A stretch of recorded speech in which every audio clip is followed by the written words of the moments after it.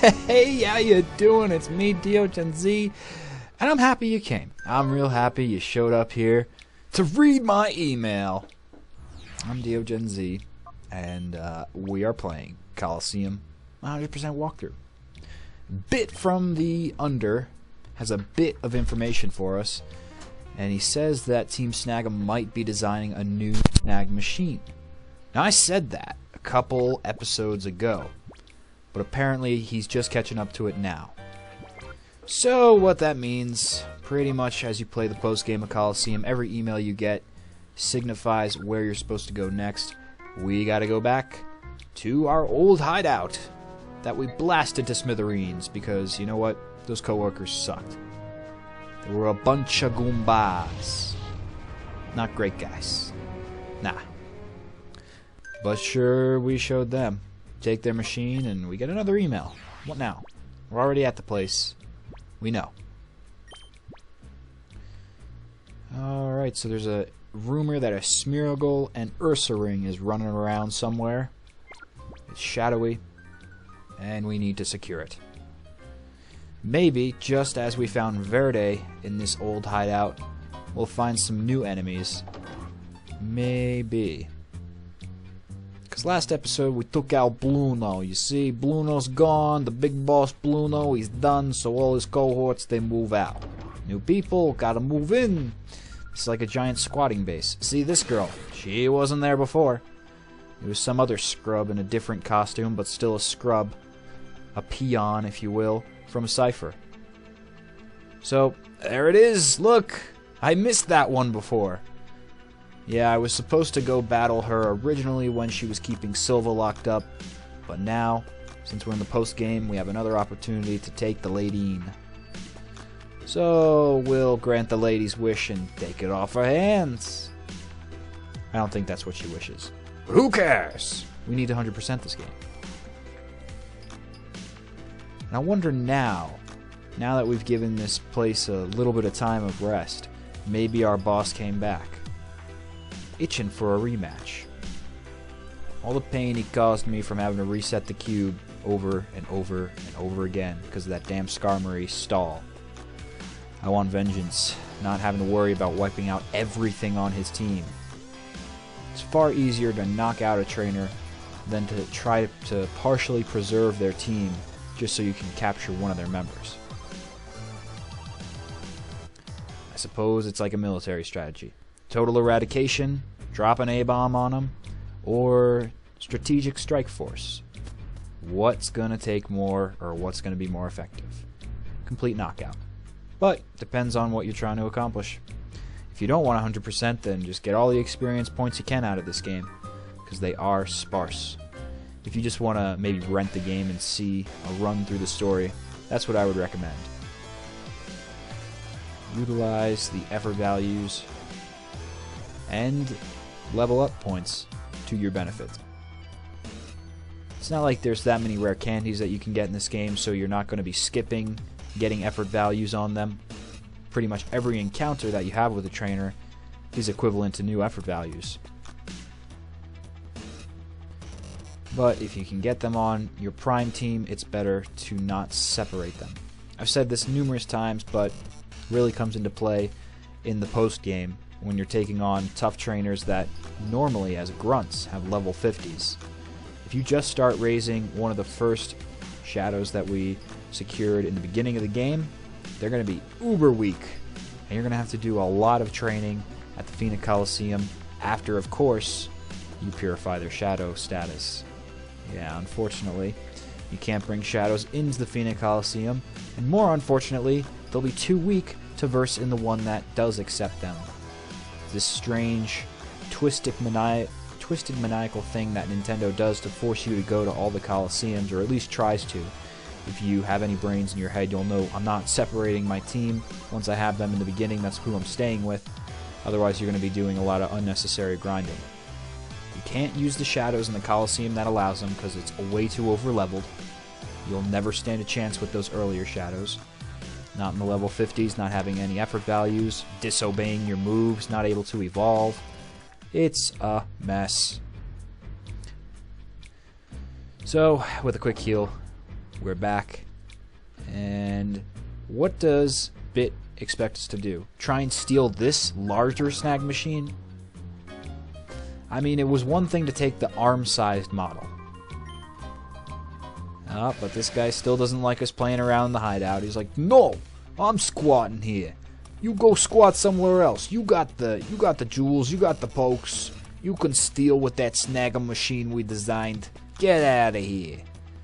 Maybe they are trying to resurrect Snag'em/Cipher. They were mucking around in the labs looking for files. I don't know why they need the files, why those members of Cipher do. What happened to Ein? Did they all get captured too? Did they all go to jail with Escade and Nazgul? I don't think so. I do not believe that is true, because I'm pretty sure they're Roman. They left as soon as we beat them, so where they went after that, who knows? They might have been in the stands, and as soon as they saw things getting hot for Escade, they're like, I better get going. Time to move to a new region. Time to become a gym leader. Imagine that. Ex-Snag'em member goes, or ex-Cipher member goes, and becomes an upstanding gym leader in some new town in another region. Nobody knows how he got his strong pokes. They just know that he's strong and he's got legendaries. That would be the scenario if we didn't secure Entei from him. But it would be cool. Or any of them. Entei, if Ein, or Venus. Dakum, I was thinking. Dakum would make a very excellent Elite Four member. And I guess you could say maybe some of the character design from those new black and white characters, Alder and Alder's son. They sort of resemble, in a way, Dakum by his hair. Although Alder's hair is more like a maple leaf, and Dakum's just crazy red spikes and just gonna rip your face off. Yeah, I am pretty famous around these parts.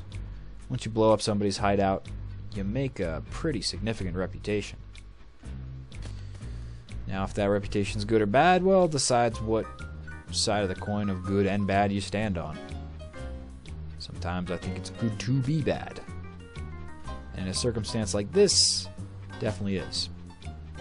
Unfortunately, with Chi following us around, she won't let us be super bad and get every single poke that's not shadowy, which is really what I want to do. It's something I've dreamed of doing ever since I saw it was possible in Crystal.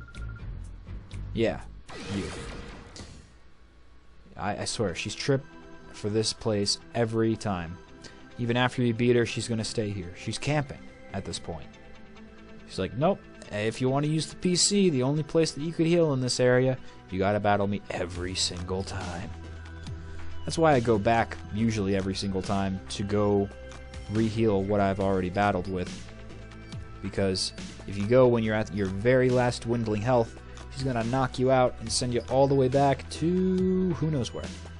I don't know if this excuse me, I don't know if this game works in the way of PC saves, where it'll drop you off to the nearest PC that you were at last, or if it does send you all the way back to the Pokemon Center, which I think was in Phoenix. Not even Pyrite, because Pyrite has no center. So yeah, probably Phoenix. Or the Under. On down yonder, in the Under. It's amazing. They have healing services there, but I don't even think that Phoenix City does. They're just like, nope, no shadows allowed, and your Pokemon better be healed before they come here. All snooty. If you want to battle near a waterfall, you're going to have to pay the price.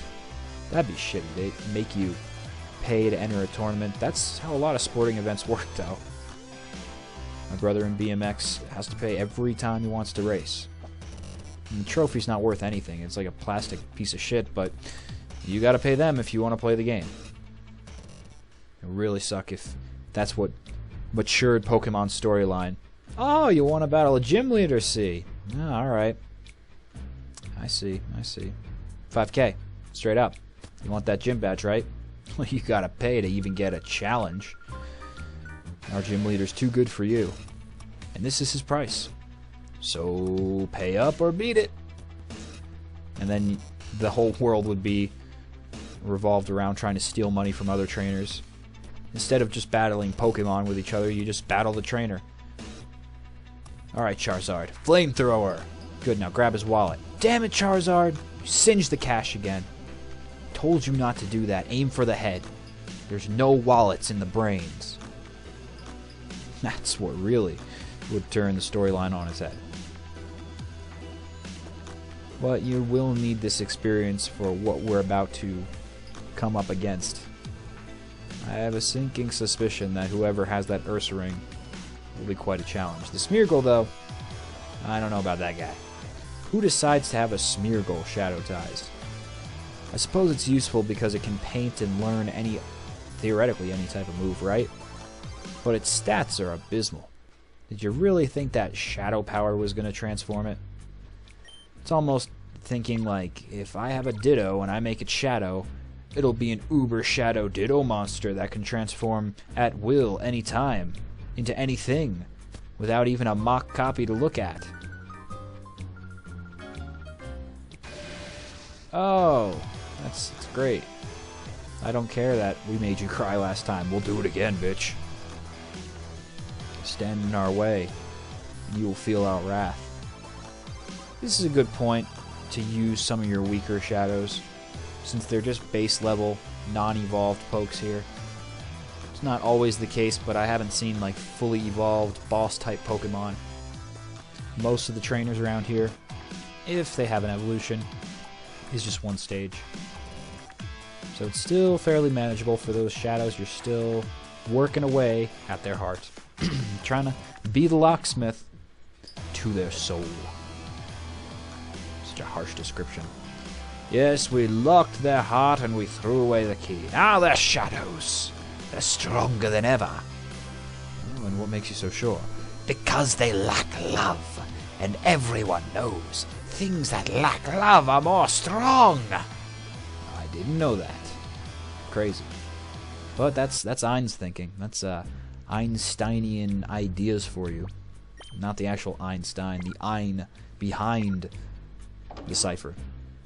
I really do wonder where he went, because while all these fools are sticking around the hangout, hoping to make a new Snag machine, Ein could be making his own organization. Oh yeah, we got the guts. We came here before. The game just didn't feel like recognizing it. It's like, no, you gotta do the Verde event first, and then this guy shows up. So we do have to actually go through this 2 times. It's not like I missed something the first time around and now I'm making up for it in this episode. You do actually have to backtrack a lot in the post game. And it makes sense. Like I said, there's not too many regions you can travel to in Ore. And the fact that you're not walking everywhere all the time, you're mostly taking your bike from point to point until you get to another sub-map area. It makes the game, I hate to say it, but repetitive. You know, we talked about being repetitive with Mystery Dungeon in past episodes, and sometimes when you gotta keep grinding at the same areas, it can get that way. That Smeargle did not want to stay in the ball. Because, I don't know, I guess he's got an affinity. Maybe they're in a painters club together for this trainer. It's like, I always wanted a painting partner. I never wanted to be in Team Snag'em. They said it was a stupid Pokemon to choose, but I thought it was the best. Oh, and that's interesting. I just noticed from the 3D Pokédex entry on the 3DS that I have the Pro app, which recommend while it's still at $10 for any Poke fanatic, that Smeargle's tail, the paint on it is red in this game, and so is the paw print on its back. It's green in that application. And I do recall more recent images of, I think, the DS games also having him as the lime green paint on him, on himself, on his tail, on his back, all over. He really gets into his artwork. But hey, wouldn't you if you could paint any possibility? Imagine if you could paint the ability to fly. He can paint and copy that move. I don't know why you would, because really a waste of an HM move on a Pokemon that isn't suited for flying. But I guess you could do it. And that's all we were sent here to do. So now that we got the Smeargle, next episode, oh, we will battle this guy.